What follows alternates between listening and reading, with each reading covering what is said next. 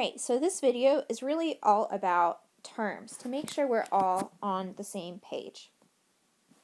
So first let's talk about what we exactly mean by an angle. So we get an angle by rotating a ray about its endpoint. So I have my ray, which has an endpoint and an arrow going forever, going to the right. So this is my initial side, my starting position. I rotate through, that's what my angle is.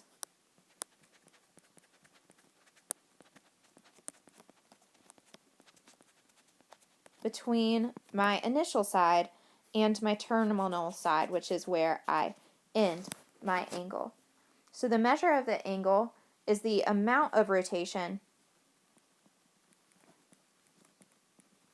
in degrees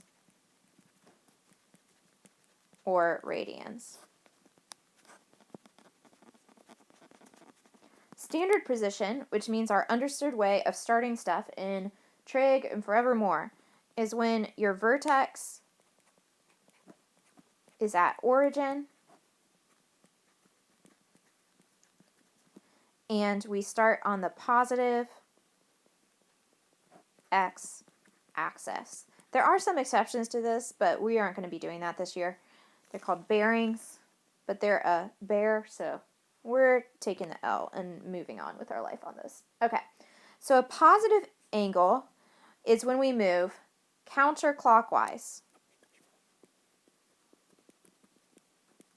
which is the same thing as moving in the order of my quadrants. So we start at our positive x-axis and go around. Positive x-axis, and maybe we go over here. Okay, always going in the positive direction. A negative angle means that I'm going clockwise.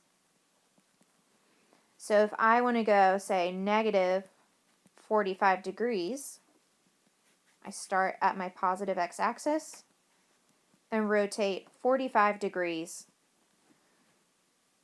clockwise. Maybe I want to go negative 180 degrees. Then I start positive x-axis, I go clockwise around.